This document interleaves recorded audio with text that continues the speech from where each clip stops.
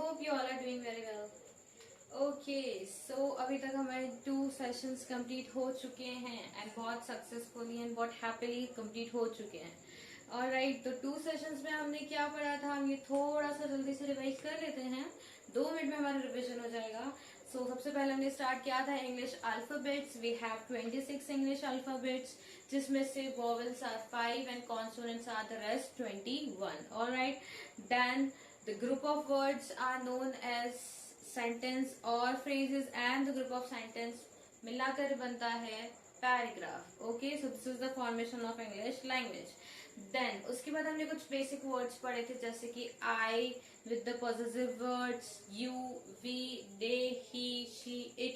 इन सब को हमने हमारे possessive words के साथ पढ़े थे. ऑलराइट, उनके यूजेस भी आपको सेंटेंसेस में मैंने अच्छे से एक्सप्लेन करे थे. आई होप आप उनके बेसिस पे कुछ सेंटेंसेस बनाने की कोशिश कर रहे हो एंड आई ऑल्सो होप कि आप कुछ इंग्लिश स्पीकिंग भी कर रहे हो. Alright, the children also and their parents also. तो मुझे कंप्लेन नहीं आनी चाहिए that you are not trying, because until you will not try you will not succeed. तो उसके लिए आपको ट्राई करना पड़ेगा एंड सबसे अच्छा एनवायरमेंट आपको घर से मिल सकता है, वहीं से ही शुरुआत होगी. So please and please speak in English in on regular basis, ताकि आप उसको कंटिन्यूअसली एंड फ्लुएंटली बोल सके. ओके, देन उसके बाद हमने कुछ वर्ड्स पढ़े थे, जैसे this and that, this, that, those, these and here, there, ये सब पढ़े थे हमने. This is a plural word and sorry, I am so sorry.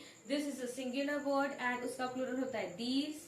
That is a singular word, उसका plural those. एंड हियर मतलब यहाँ, देयर मतलब वहां. ये सब वर्ड्स हमने पढ़े थे. उसके बाद हमने नेक्स्ट टॉपिक हमारा क्या था, सैल्यूटेशन एंड ग्रीटिंग्स. ये कब दिया जाता है, when we meet any person. जब किसी भी लोग से किसी से भी मिलते हैं तब हम उन्हें सैल्यूटेशन और ग्रीटिंग ऑफर करते हैं. Okay, so this helps you in your personality development, okay, and to make your personality attractive, right. उसके बाद अब हमारा नेक्स्ट टॉपिक स्टार्ट होने वाला है, that is the good manners. Okay, ये देखिए, ये कई बार क्या है, ये जानते सब हैं बट इसका यूटिलाइज कोई नहीं करता. ये मैंने देखा, जैसे मैंने कहा है कि मेरी हर चीज बेसिक से स्टार्ट होगी ताकि वो सेकंड क्लास के स्टूडेंट को हेल्प कर सके और फर्दर क्लासेस और पेरेंट्स को भी हेल्प कर सके. तो गुड मैनर्स सब जानते, even the seniors also know what are the good manners. तो कुछ वर्ड्स होते हैं जैसे please, sorry, thank you, pardon me, ये सारे वर्ड्स होते हैं गुड मैनर्स के. बट मैटर करता है उसका यूज करना. In your personal professional life you should use good manners words.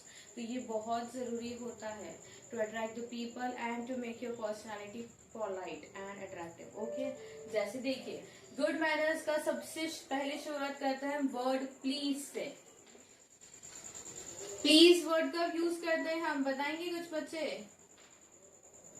Even I guess second या छोटे बच्चों को भी पता होता है. प्लीज वर्ड का मतलब होता है कृपया. जब हम किसी से रिक्वेस्ट करते हैं then we use the please word. Alright, जैसे फॉर एग्जाम्पल अब आप लोग रोज स्कूल जाते हैं, कभी आप पेंसिल या पेन आना भूल जाते हैं. ऑलराइट, देन आप अपने जो भी आपके क्लासमेट हैं उनसे कैसे रिक्वेस्ट करके मांगेंगे, क्या करेंगे आप, please give me your pen. तो ये क्या हो जाता है, ये थोड़ा पोलाइट हो जाता है. वो पर्सन फिर हैप्पीली आपको अपनी चीज ऑफर कर देता है. ओके, तो आप कभी किसी से कुछ लें या कुछ हेल्प चाहे तो प्लीज वर्ड का यूज करें. Please give me your pen, please give me water, please help me with this work. तो please word is a very useful word. Okay, then next word जैसे कि सॉरी. सॉरी हम कब use करते हैं, जब हमसे कोई गलती हो जाती है. ओके, फॉर योर मिस्टेक्स के लिए आप सॉरी वर्ड यूज करते हो जनरली. कुछ भी गलती होना तो हम सॉरी वर्ड कह सकते हैं. तो इससे क्या होता है, ये थोड़ा सा पोलाइट हो जाता है. The person is apologising. Alright, sorry word is very common and very usable and very helpful word. उसके बाद हमारा नेक्स्ट वर्ड आता है थैंक्स. थैंक्स वर्ड जनरली कब करते हैं, जब कोई हमें विश करता है, like for your happy birthday, your anniversary, और उसके अलावा कोई आपको कुछ देता है, कुछ ऑफर करता है, then we will use this word thanks और थैंक यू. सो ये भी बहुत अच्छे गुड मैनर्स शो करता है.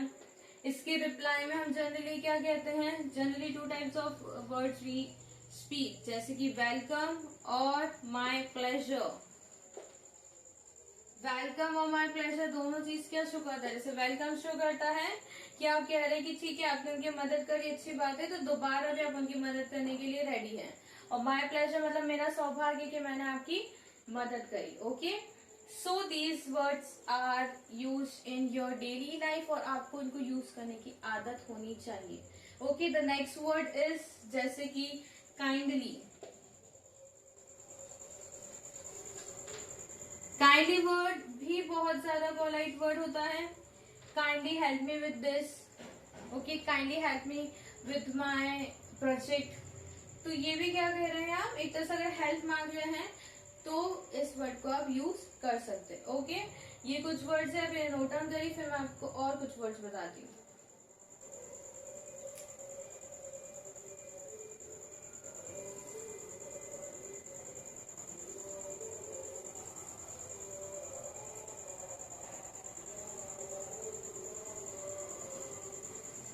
ओके, सो हम कुछ नेक्स्ट वर्ड्स पर आते हैं।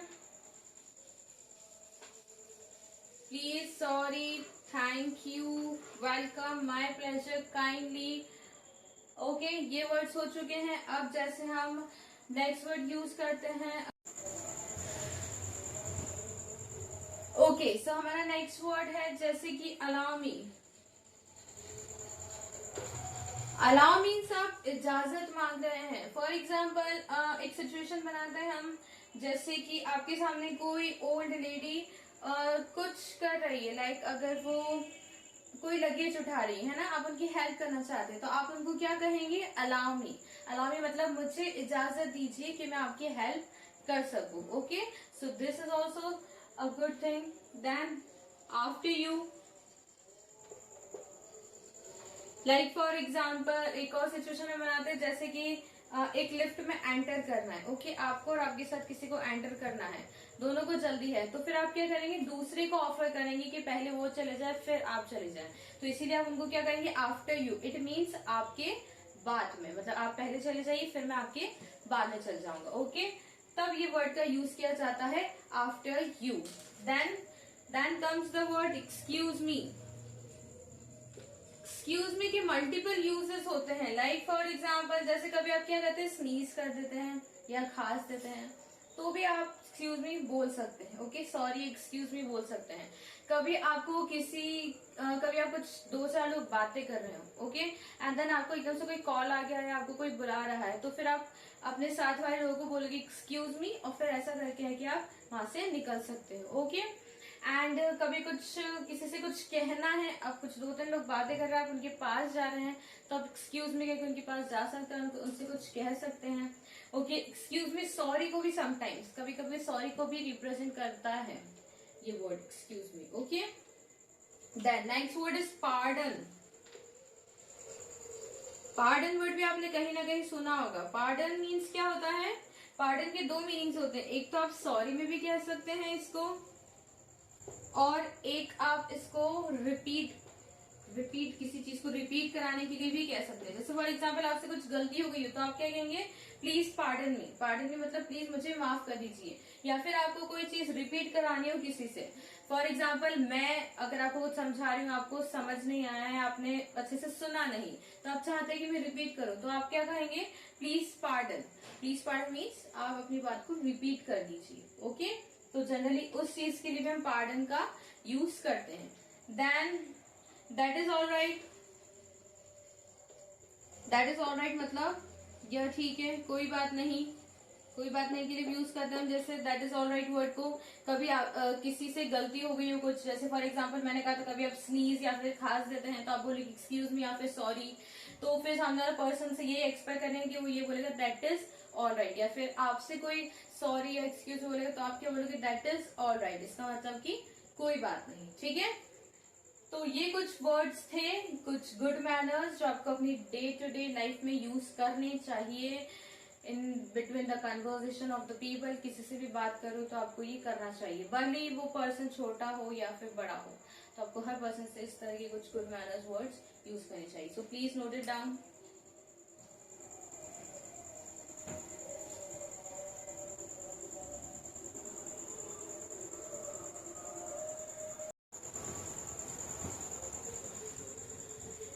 ओके एवरीवन, आई होप आपको सब समझ आ गए होंगे. These were some good manners words which I am expecting you to use in your day to day life. Alright, अब हम धीरे धीरे हमारे इंग्लिश ग्रामर की तरफ बढ़ रहे हैं. ये हमने कुछ बेसिक चीजें समझी. अब हम कुछ टर्म्स पढ़ेंगे इंग्लिश ग्रामर के. जैसे कि मैंने आपको स्टार्टिंग में कहा था, बहुत बेसिक से पढ़ेंगे. ऑलराइट, तो जैसे कि हम अल्फाबेट्स, ये जो अल्फाबेट्स होते हैं इनको हम लेटर्स भी कहते हैं. Alphabets are also known as letters. Alright, तो ये जो letters का कॉम्बिनेशन होता है, इन letters की कॉम्बिनेशन से क्या बनते हैं? Words. ओके, सो अगर हम वर्ड्स की डेफिनेशन एक्सप्लेन करना चाहे तो क्या होगा? अ group of letters which makes complete meaning. Word मतलब क्या होता है? अ ग्रुप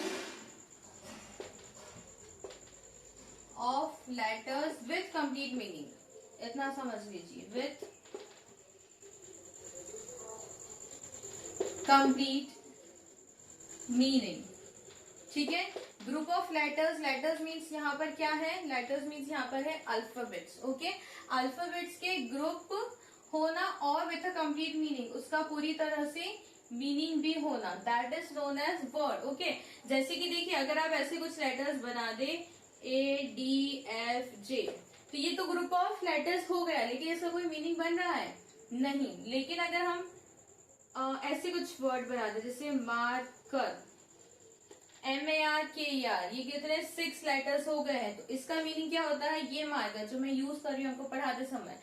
सो ये कुछ ऐसे ग्रुप ऑफ लेटर्स होते हैं जो कि कंप्लीट मीनिंग बताए, जैसे मार्कर या फिर लर्नर, इंग्लिश, बहुत सारे होते हैं.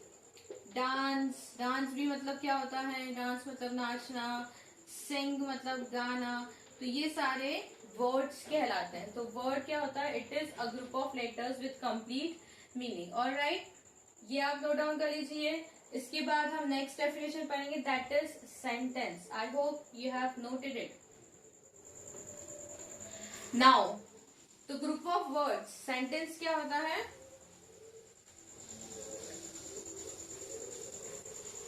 Okay, now next term comes sentence. So sentence की definition बहुत easy and बहुत common होती है. Sentence क्या होता है? It is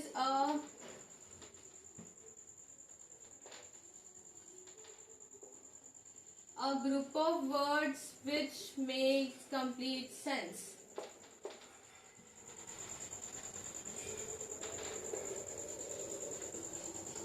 which makes complete sense. अच्छा देखिए, ये दोनों के लिए हेल्पफुल रहेगा. मैंने आपको कहा था मेरी जो वीडियोस होंगी वो आपके इंग्लिश स्पोकन के लिए और इंग्लिश लिटरेचर के, I am so sorry, English spoken के लिए और अकेडमिक इंग्लिश के लिए भी हेल्पफुल रहेगा. इंग्लिश स्पोकन में भी आपको ये बेसिक चीजें पता होना चाहिए, और आपकी जब भी कोई एग्जाम्स होंगी तो उसमें भी आपको ये छोटी से छोटी चीजें पता होना चाहिए. तो आपके अकेडमिक के लिए भी ये हेल्पफुल रहेगा. So a group of words which makes complete sense, उसे हम कहते हैं सेंटेंस. अब इसकी एक और चीज होती है कि इसमें सब्जेक्ट और प्रेडिकेट भी होना चाहिए. Subject and predicate, it includes subject and predicate कह सकते हैं आप. इंक्लूड्स, इसमें सब्जेक्ट और प्रेडिकेट भी होना चाहिए. सब्जेक्ट एंड प्रेडिकेट क्या होता है? सब्जेक्ट मतलब जिसके बारे में सेंटेंस में कहा गया हो, that is known as subject. और बाकी ऑब्जेक्ट जो होता है, rest of the thing is known as predicate. जैसे अगर हम एक सेंटेंस बनाना चाहें, like for example, he is playing cricket. Okay, he is playing cricket, ये क्या हो गया? ये ग्रुप ऑफ वर्ड्स हो गया. ही is playing cricket group of words हो गया है. एंड विच मेक्स सेंस, इससे आपको पूरी बात समझ में आ रही है कि वह क्या कर रहा है? वह क्रिकेट खेल रहा है. खेल रहा है मतलब ये आपका प्रेजेंट कंटिन्यूअस बताता है. तो इससे आपको पूरी बात क्लियर समझ में आ रही है. तो यही एक कंप्लीट सेंटेंस होता है कि ग्रुप ऑफ वर्ड्स का होना और उसका कंप्लीट सेंस होना. अब इसमें सब्जेक्ट और प्रेडिकेट होना भी जरूरी होता है. जैसे ही क्या होता है? He is a subject. जैसे मैंने आपको अभी बताया कि सेंटेंस में जिसके बारे में कहा जा रहा है वो हमारा सब्जेक्ट होता है, और बाकी चीज क्या होती है? हमारी प्रेडिकेट होती है. ओके, तो ये डेफिनेशन होती है हमारी सेंटेंस की। ऑलराइट, जैसे एक और सेंटेंस बना सकते हैं हम, I am a boy, I am a boy, या फिर इट इज रेनिंग। ये भी एक सेंटेंस बन रहा है, क्योंकि क्या कर रहा है ये कंप्लीट सेंस, उसका पूरा मीनिंग बता रहा है। I am teaching,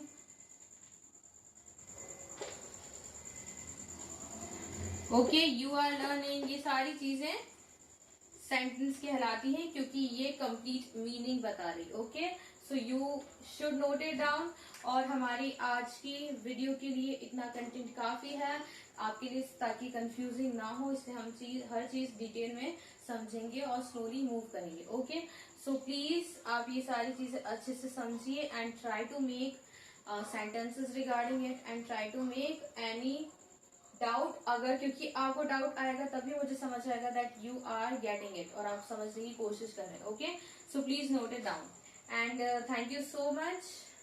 will meet in the next video, so please subscribe and share this video and thank you so much for your support.